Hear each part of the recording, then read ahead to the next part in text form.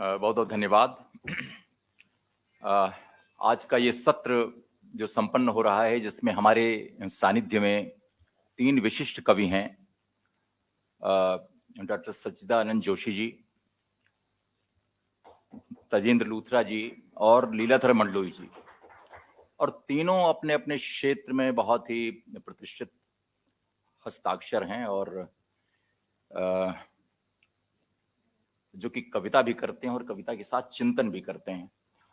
तो आज का जो विषय है कवि विवेक जीवन विवेक, चूंकि कविता एक ऐसी सूक्ष्म विधा है जिसके बारे में हमारे यहाँ पर्याप्त काव्य शास्त्र है। कहानी का कोई शास्त्र मुकम्मल नहीं विकसित हुआ, लेकिन कविता का अपना शास्त्र है और उस शास्त्र से अनुकूलित होकर यद्यपि कवि नहीं लिखते हैं। और इसके बारे में कभी अज्ञे से एक इंटरव्यू में मुझे उन्होंने बताया कि आचार्य क्षेमेंद्र ने अपने कवि कंठाभरण में ये कहा कि कवियों को हर जगह जाना चाहिए, हर व्यक्ति से, समाज से मिलना चाहिए, लेकिन उसे वैयाकरण से बचना चाहिए, आलोचक से। तो इसका अर्थ यह है कि वो किसी आलोचना की खास शरण या उसकी कोई जो कसौटी है उसको पार करना चाहता है, उसके भीतर यानी फ्रेम के भीतर कभी नहीं रह सकता। तो इस तरह से निरंकुशा ही कवयः, ये भी हमारे यहाँ कहा गया है। तो कविता की शक्तियां अपार हैं और हमारे यहाँ जो कविता लिखी जा रही है, वो चाहे वाचिक हो चाहे लिखित हो, उसकी अपनी शब्द शक्तियां हैं, उसकी अपनी पहुंच है, उसकी अपनी ध्वनि है, उसकी अपनी रीति है, उसका अपना रस है, उसका अपना शास्त्र है, उसका अपना विवेक है। और आज यही उन्वान है आज के सत्र का, कवि विवेक जीवन विवेक। और आज इसमें जो सहभागिता कर रहे हैं हमारे इस विषय के सचिंतक बताए कि जाने माने कवि हैं जोशी जी, इंदिरा गांधी राष्ट्रीय कला केंद्र के मेंबर सेक्रेटरी हैं, वरिष्ठ पत्रकार हैं, पत्रकारिता विश्वविद्यालय में कुलपति रह चुके हैं और बहुत मीठी कविताएं लिखते हैं। कोरोना काल में इन्होंने कुछ बेहतरीन कविताएं इसी मंच पर पढ़ी थी। 2 कविता संग्रह इनके हैं।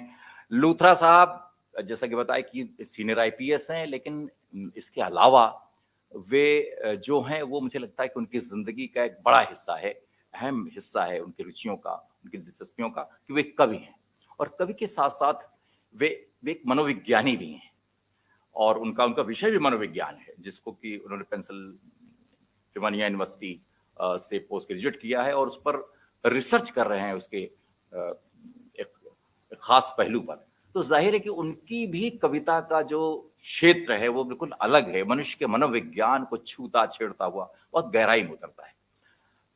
मंडलोई जी हमारे समय के जाने माने कवि हैं, लगभग 1.5 दर्जन से ज्यादा पुस्तकें कविता में, गद्य में, डायरी में, संस्मरण में, आत्मकथा में और आलोचना में। और जहां तक ये कहा जाए कि जो कविता का नया क्षेत्र विकसित हो रहा है, न केवल शिल्प में बल्कि कथ्य में, बल्कि विचारधारा को लेकर भी, उसके अगुआ कवियों में है। तो आज का ये जो विषय है वो इसलिए दिलचस्प है कि ये जो कवि विवेक जीवन विवेक है, जिसको हमने उठाया है एक पूर्ण नारायण के कथन से, जो कि बादशाह के बहाने उनके काव्य में संकलित है। यहाँ पर ज्ञानपीठ के अखिलेश जैन साहब भी हैं। वो संग्रह वहीं से प्रकाशित हुआ था और उसमें उनका जो कहना था वो ये था कि कुछ इस तरह भी पढ़ी जा सकती है एक जीवन दृष्टि, इसमें विनम्र अभिलाषाएं हों, बर्बर महत्वाकांक्षाएं नहीं, वाणी में कवित्व हो, कर्कश तर्क वितर्क का घमासान नहीं, कल्पना में इंद्रधनुषों के रंग हों, ईर्ष्या द्वेष के बदरंग हाथ से नहीं, निकट संबंधों के माध्यम से बोलता हो पास पड़ोस, और एक सुभाषित, एक श्लोक की तरह सुगठित और अकाट्य हो जीवन विवेक। एक कवि कह रहा है और ये आत्मजयी जहां तक युवा नचिकेता के आग्रह दुराग्रह, उसके संकल्प, उसके आत्म संयम का उदाहरण है। तो बादशाह के बहाने लगभग 10-15 साल बाद प्रकाशित कृति में उस काव्य का उत्तरवर्ती हिस्सा है उनके चिंतन का कि उसे बादशाह जो पिता है वह कहीं न कहीं पाश्चाताप में डूबा हुआ है। तब उस पाश्चाताप को पूरे काव्य में रूप में निबद्ध करते हुए पूर्ण नारायण जी बीच में पंक्तियां लिखते हैं। और आप जानते हैं कि मिथक के बहाने हम अपने समकालीन चिंतन, अपने जीवन विवेक को भी पढ़ते, रचते और पुनर्व्याख्यायित, पुनराविष्कृत करते हैं। और इस तरह से यह जो है कि एक सुभाषित, एक श्लोक की तरह सुगठित और अकाट्य हो जीवन विवेक। तो जहां तक मैं इस बात को लूथरा साहब से शुरू करना चाहता हूं। 80 घाट का बांसुरी वाला उनका कविता संग्रह है, बहुत बहुत ही चर्चित हुआ था। एक नया कविता संग्रह जिसकी तैयारी में वे लगे हैं। वे निरंतर कुछ ब्लॉग्स पर अपने लेख लिखते हैं, जो जैसा कि मैंने कहा कि मनोविज्ञान से ताल्लुक रखने वाले और मनुष्य की रीति नीति और उसके कार्य व्यवहार को लेकर, और वो लेख बड़े पसंद किए जाते हैं। बहरहाल लूथरा साहब की खूबी है कि जैसा कि कभी अज्ञे ने कहा था कि कम लिखो, जब तक अनिवार्य हो न लिखो, और मसौदा मन में बनाकर, क्योंकि जो तुम लिखने वाले हो वह एक कागज की बलि है। मतलब कागज पर खर्च होता है तो बेकार की कोई चीज से मत लिखो, शायद ये का कहना था। और यह जो मितभाषिता का संयम है लूथरा साहब में सर्वाधिक है। और जहां तक छोटी कविताओं का प्रश्न है, छोटी कविताओं की साधना मडलुइज ने भी की।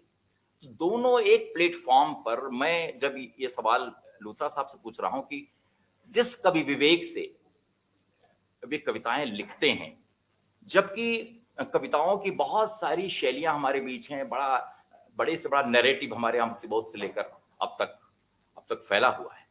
इतने बड़े नैरेटिव और तमाम शैलियों, रीतियों के बावजूद लूथरा जी जब तक आवश्यक न हो, 80 घाट का बांसुरी वाला थोड़ी लंबी कविता है, आख्यान मूलक, लेकिन बाकी सारी कविताएं उनके भीतर से जो निकलती हैं वो बहुत कम शब्दों में, बहुत कम कहकर और ज्यादा कहे जाने और समझे जाने की मांग भी करते हैं। तो लूथरा साहब से मैं जानना चाहता हूं कि इस कवि विवेक और जीवन विवेक के बीच संतुलन स्थापित करते हुए वे कविता को अपनी किस ध्वनि और किस अर्थ से संपृक्त करना चाहते हैं, और छोटी कविताएं ही क्यों, इसके पीछे उनकी क्या आइडियोलॉजी है? धन्यवाद ओम जी। जश्न आदाब के रंजीत चौहान साहब का भी बहुत बहुत धन्यवाद। उन्होंने आज ये अवसर दिया यहाँ पर कविता के इस कार्यक्रम में शामिल होने का। और यहाँ आए हुए मेरे परिवार के लोग हैं, मेरे मित्र हैं, अखिलेश जी बैठे हैं और भी मेरे बड़े करीबी मित्र बैठे हैं। मैं उनका वही बहुत बहुत धन्यवाद करता हूँ कि मेरे एक छोटे से मैसेज से वो यहाँ पर आ गए। ओम जी, आपने बिल्कुल ठीक कहा कि अज्ञे ने कहा था कि कम लिखो और जब तक अनिवार्य ना हो मत लिखो। इसी परंपरा में बहुत सारे पोएट्स ने, फिलोसोफर्स ने, साइंटिस्ट ने लिखा है। एक फ्रेंच फिलोसोफर होते थे पास्कल ब्लेस। उनका एक बड़ा मशहूर कोट है, लगभग अज्ञे जी की ध्वनि से मिलता जुलता। उनका मशहूर कोट है, कहते हैं कि if I had more time I would have written a shorter letter. If I had more time I would have written a shorter letter, यानी कि छोटी बात को लिखने के लिए ज्यादा समय चाहिए। इसी बात को आगे बढ़ाते हुए मैं कहूंगा कि जब एक वैज्ञानिक अपने सारे विज्ञान पर, अपनी सारी खोज पर काम कर लेता है, जीवन भर काम कर लेता है, तो अंत में वो उस सारे खोज को, अपने सारे ज्ञान को एक छोटे से फॉर्मूले में बदल देता है। आइंस्टीन की जो सबसे बड़ी खोज है एनर्जी के बारे में, उसको उन्होंने 2 अल्फाबेट्स और एक अंक mc² कहकर उसकी इतिश्री कर दी। इससे ज्यादा संक्षेप क्या हो सकता है? अगर हम उपनिषदों पे जाएं तो उपनिषदों के जो 4 महावाक्य हैं उसमें से एक महावाक्य है अहम ब्रह्मास्मि। 2 शब्दों में पूरी बात खत्म हो जाती है। अब इन 2 शब्दों की व्याख्या करने के लिए आप चाहे 200 पृष्ठ लिख लो, 2000 पृष्ठ लिख लो, इसकी व्याख्या खत्म नहीं हो सकती। और कबीर तो इससे भी आगे निकल जाते हैं। कबीर कहते हैं कि पूरा ज्ञान, पूरा पांडित्य 2.5 अक्षर में है। पोथी पढ़ पढ़ जग मुआ पंडित भया न कोय, ढाई आखर प्रेम का, प्रेम ढाई आखर से बना है, ढाई शब्दों से भी नहीं बना है। ढाई आखर प्रेम का, पढ़े सो पंडित होए। तो मेरा मानना है ओम जी की छोटी कविता लिखना एक बहुत बड़ी चुनौती है, क्योंकि उसमें आपको उतर कर उसको सार गर्भित करना पड़ता है, गागर में सागर को भरना पड़ता है। तो इसलिए मैं लंबी कविताएं भी लिखी हैं। मेरी एक कविता, एक साधारण शव यात्रा, वो बहुत लंबी कविता है, कम से कम 4 पेज की कविता होगी। उन उन कविताओं को लिखना भी मुश्किल है, लेकिन छोटी कविता को लिखने की चुनौती एक अलग तरह की चुनौती है, और उसमें जो बात कहने का आनंद है वो भी अलग है। ठीक है लोथर साहब, तो ये तो कविता के फॉर्म के बारे में है कि आप उसका कौन सा फॉर्म इस्तेमाल करते हैं और आपने इस आइडियोलॉजी को बताया।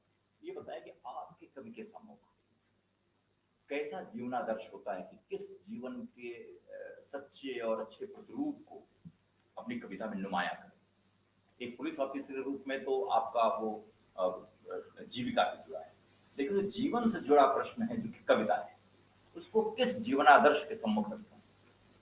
ये बहुत ही मुश्किल प्रश्न है, और अभी आपने कहा था कि कवि को निरंकुश होना चाहिए, उसको किसी फ्रेमवर्क में अपने आप को ढलने नहीं देना चाहिए। इस बात से मैं बिल्कुल सहमत हूं, क्योंकि अगर हम किसी फ्रेमवर्क और खास तौर से किसी समालोचना की पद्धति के फ्रेमवर्क को मन में रखकर किसी रचना करने की कोशिश करेंगे, मेरा किसी पद्धति से कोई विरोध नहीं है, मैं सभी पद्धतियों का सम्मान करता हूं, मैं सभी पद्धतियों के साथ हूं। लेकिन अगर किसी फ्रेमवर्क को सामने में रखकर हम अपने रचना को रचना चाहेंगे, तो वो कहीं ना कहीं बायस्ड हो जाएगी। तो उसका जो, उसमें जो निखार आना चाहिए, उसमें जो उसका एक नेचुरल ग्रोथ सामने आनी चाहिए, वो जो कृतित्व सामने आना चाहिए, वो कहीं ना कहीं बाधित होगा। तो मैं आपकी बात का समर्थन करता हूं, कोई कवि को किसी भी फ्रेमवर्क में रहकर नहीं लिखना चाहिए, और यही मेरा भी उद्देश्य रहा है। इसलिए मैं बहुत सारे अलग अलग विषयों पर लिखता हूं, किसी एक विषय को नहीं चुनता। मेरा मानना सिर्फ इतना है कि वो विषय, खास तौर से वो विषय जो मन को विचलित कर जाए, जो आपके सामने एक दुविधा खड़ी कर दे, जो आपके सामने एक गुत्थी खड़ी कर दे। तो कविता एक ऐसी प्रणाली है, एक ऐसी पद्धति है कि आपके मन की गुत्थियों को शब्द देकर सुलझा देती है, आपके सामने जो दुविधा है उसका निवारण कर देती है, और आपके मन में जो विचलन हो रहा है वो भी जब आप कविता के शब्दों के माध्यम से उससे लड़ते हैं, तो वो विचलन भी कम हो जाता है। तो मेरा जो लिखने का उद्देश्य ये है कि जहां मन विचलित है, जहां मन की गुत्थियां हैं, जहां मन दुविधा में है, या मैं अपने मन की ही क्यों बात करूं, सामने वाले का विचलन भी हमको नजर आता है, समाज का विचलन भी नजर आता है, समाज की गुत्थियां भी नजर आती हैं। उन उन सब विषयों पर लिखने का मन करता है, और उन सब विषयों पर मैं लिखता हूं। मैं एक बार फिर आपके पास आऊंगा। हमारे बीच लीलाधर मंडलोई जी हैं, जैसे कि मैंने बताया कि